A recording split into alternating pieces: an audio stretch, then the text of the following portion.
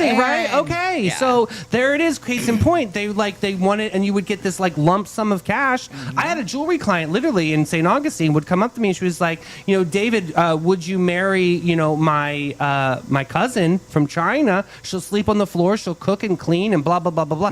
No. I mean, because I'm a romantic, I really truly do believe that when it's a marriage, it's a combination of two people together. Yeah, but I don't think I was a little bit like ooh on that, and I was almost thinking like maybe this was karma kind of coming back around and being like, you shouldn't have done this. That's why it's going to be a little awkward for you. Stepkids can be complete assholes. I agree with you. Yeah, there's a difference between marrying someone to get a green card or something of that nature, as opposed to which is somebody that you essentially probably don't have any feelings towards. Yeah. But then both of them had decided that they were not going to be in relationships with other people for the remainder, and was like, here, because they love each other so much that they might as well make a life together. That's true. If that works for them. I mean, different strokes for different folks, but I mean, if I'm sure the different government bureaus found this story would have been kind of eye-opening and interesting, especially in this day and age. Check that IP address, buddy. I'd clean your computer just in case. I'm going to Panache. Goodbye. God bless. Every guest, every time. Since 1987, Panache opened its doors to be a cut above the rest. Their mission at Panache is to care for their team, their guests, and community from scalp to soul and bring the joy to the world one service at a time. The Panache difference is their carefully chosen and highly trained staff there to exceed your expectations. The same goes for their elegant salon space, dedicated to guest comfort and devotion to innovation and artistry. They're focused on making your day and continually raising the bar by aligning with Aveda's mission. You gotta get Panache.com and get with it, boo. Ready. I know. I'm just reading ahead here and making sure that I got this right, because Rachel actually has sent over is this news. She's got, I think, a couple of them in here. There's this news. So we're going to be the judge and the jury to let Rachel, if this is newsworthy or not. This is happening in her neck of the woods. All right, this first story. Tap If You're Alive, the app that checks if you ghosted life. Sonny's, the future has arrived, and it aggressively is asking if you are dead.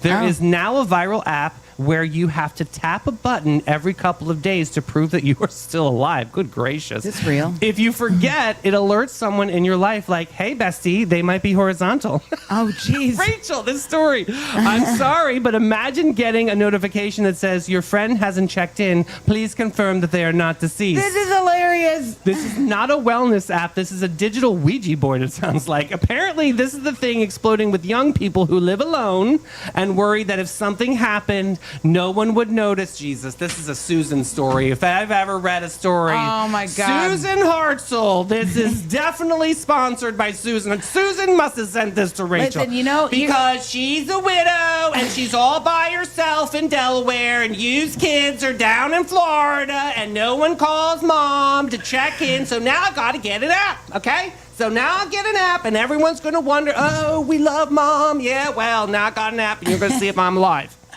So my mom went into the hospital. Before she went to the hospital, I would call her. She wasn't answering. Call, text. My mother she will blow your phone up. So I was like, oh, shit. So I go to her condo, her apartment, and I didn't have a key at that point. Banging on the door, I run around the back, looking through the glass, and I see her she has like a wingback chairs that she loves to sit in. Right. And she's hunched over. I get her neighbor. I'm like, Karen, do you have a way to get in my mother's house? She's like, I think I have I don't know. We get in there. I go over to my mother, and I'm like, Mom, okay, I do this. This is a fear. She wakes up. This is a fear. So then I get a key to her. I make myself a key. So then I go back over one day because she still wasn't answering the phone. Okay. I look again, and she's hunched over. I open the door, go in. She was asleep. I said, that's enough, Maria.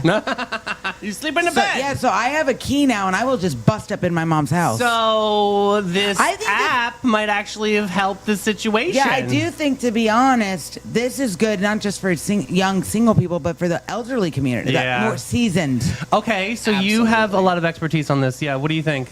Oh, 100%. Yeah. Is this like help, I've fallen and I can't give up? Like what do they have? The life emergency alert. The yeah, life alert right. necklaces and all of that. Yeah. So this is sort of like that, but in an app form. Yeah, do you think this would be beneficial to some seniors out there? With it being an app, I'm not quite sure, because a lot of seniors that I have they're like, had what? the experience with, It's not on my they're not very tech savvy. Yeah. I mean, neither am I, but you know, You're not It's not wrong. on my they jitterbug don't- phone. Yeah. you know, it's too frustrating for them to learn how to navigate, Yeah. you know, an app on Right, a smartphone. that's true. So, Right. I don't know. Interesting, though. I mean, I will say Jim is my emergency contact, and that man does not answer the phone half the time. So I think I need to switch it to David being my Yeah, emergency contact. I Seriously, definitely- my husband, he is like the worst with the phone. that's so funny because your husband always picks up for me. Well, that's because he likes you better. So does my mother. All right, All right. news. I think news. All right, I think news. Yeah. I think that's interesting. I think it's That's helpful. actually an interesting one. Okay, so next one. Who owns Cambridge? There's The a trademark university? drama that's hitting the rowing world. Yeah, this is another Rachel story. So gather around. We're gathering. Because this one tastes like bureaucracy with a side of absolute nonsense. A small business owner who runs a rowing experience in Cambridge tried to trademark his company name, Cambridge Rowing. Makes sense? And the University of Cambridge said, "Excuse you, that sounds like us." Yes, one of the oldest universities on earth essentially telling a tiny rowing business that it may not be allowed to use the name of the actual city it's located in because people might think it's connected to the university. So now we have a legal standoff that sounds like I teach people to row in Cambridge versus how dare you. This is not about rowing, it's about branding, it's about power. Then this is about a 700-year-old institution throwing legal elbows at a guy with some oars. Ugh. All right, so I know it sounds ridiculous, but this actually matters. Here's why. Big institutions like universities trademark their names to stop people from pretending to be affiliated with them. Yeah. It protects students, donors, and reputation. But on the flip side, small businesses also have the right to describe what they do and what they are. So if you teach rowing in Cambridge, it makes sense to call yourself Cambridge Rowing. This case is really about where the line gets drawn, who gets to own a name, a place, a reputation. That's where people all over the world are watching this. Well, let me ask you this, guys. I mean, what came first, the university or the actual The town? university. The town of Cambridge. town. So, like, does University of Cambridge, do they own the name of that town? Because that's really what this is Yeah. boiling down to. I mean, I feel bad for the small business owner because. But does it make people think that you're on the Cambridge rowing team if that's where you bought your stuff? I mean, if St. Augustine was named Flagler, you know, if our Yeah. town was named Flagler, that would mean the Flagler University would own, you know, anything that we would have, you know, Flagler coffee, you know, blah, blah, blah, blah, blah. So that's kind of what this kind of looks like. I think that's kind of silly, but I can see where a 700-year-old institution is trying to protect What if their he calls branding. it like Camro? Well, that's what his thing. He doesn't want to call it anything else except Cambridge Rowing. Like, he just wants it to do be you really that. want to go into court with the 700-year-old school that And has the attorneys and stuff they have and the money? Do you really want to do that? But yeah. But I see his I think point. that's the question here. Like, does he really want to do But that? I see his point. He's like, this is what I thought of, and I want it to be this. Right. I don't know, man. Spell it with a K. See what happens. Ah. Cambridge Rowing with a K. Yeah. Is that Awesome. news, you guys? I think it's definitely a conversation. I don't think I'm- news. I think conversation, yes. I'm not news. All right, not news, Rach. Sorry, No. down one. Next up, this one comes from Melanie. All right. and You're- it is news. I'll just save you all the time. Don't even need to hear the story. Let's get into bin 30. I'm just kidding. Worth more than gold, the last U.S. pennies just made someone very rich. The very last pennies ever made in the U.S. of A. just sold at auction for a jaw-dropping $16.7 million. I wonder if John Robinson from Flashes and Brilliance I bought bet he them. bought 'em. He loves coins, you guys. This thing, living in your cup holder, your couch cushions, and the old coffee cans just became the hottest luxury item on earth. These aren't random coins, they're special final run pennies, including a gold-plated version and 2 Lincoln cents from the very last batch ever struck. Oh, so One they're single special. set, one single set sold for hundreds of thousands of dollars. Wow. These are very special, which John Robinson, when I get to hang out with Flashes and him, Brilliance. and when he talks about currency and things, his one piece of advice is for everybody to check your wallets. The other day, he taught me case in point. He opened up his wallet and pulled out a $1 bill. We would all think it's just a $1 bill. Right. But the serial number was so important because all of the numbers were the same. What? So yeah, the serial number was like 222222, and he goes, now if you look at that serial number, and then he has this whole like fact checking thing, and he goes, that actual $1 bill is actually worth $150. So how do you turn it in and get the 150? Go to You bank? gotta talk to John Robinson. He'll teach you And all they're of the so things. helpful too. Oh, Like, yeah. They may or may not know this, but they totally saved Christmas for me a couple of Christmases ago. Oh my gosh, that's a Yeah. great story. Thanks for And telling me. John met me in a parking lot. Yeah, he's And amazing. He said, "Hey, I said this is what I have, Yeah. and I really need to part with it." And he, Oh, that's he was awesome. so reasonable about it, so kind, and I have to bring him my coin collection. Oh, good. that's Yeah. awesome. Listen, okay, so one of my aunts back in the day when she was alive, God bless, would always order me, like, you know what I mean, the infomercials? Yes. Where they were selling the coins and the things. So I have Yeah. a ton of them. And so I take them to John, and I was like, hey, is there anything on this? He goes, unfortunately, they're worth only the face value. Oh, no. So it was kind of one of those like phony baloney, but he's like, hey, just hold on to them because you never know. Sometimes those values will change. And now, since the penny's out of currency, I might be sitting on a bunch of pennies in those, they're in mint That's condition. really cool. So. I think this is news because let me tell you something. The fact that we don't have pennies anymore. Right. Think about that. What are we gonna do? Like, we're not talking about this. What's enough. going to happen to the 99-cent Are store? we rounding up? Or are we rounding? Oh shit! That thing has been $5 for the last. It's I a haven't- $1.25 store. When has it been 99 cents since like 1997? Oh no, like, you guys! What about the Arizona iced teas? I think They're they. $1.26. I did see on the news that dude was there. He was on the news and talked about this, and he said that that price is not going up; it's staying the same. So you're gonna have a bunch of it's a curious question. Are we rounding up? Are we rounding down? Like, what do we do with well, no they're penny? probably gonna make us round up. Did you know the nickel is the next one to go, and that one costs 14 cents per nickel to make? So it really doesn't logically make sense to have a nickel that costs more than actual currency, right? Interesting. Yeah, so that's kind of what this administration kind of thought about the penny. It was like, it costs us so much money to make them. Why do we even bother?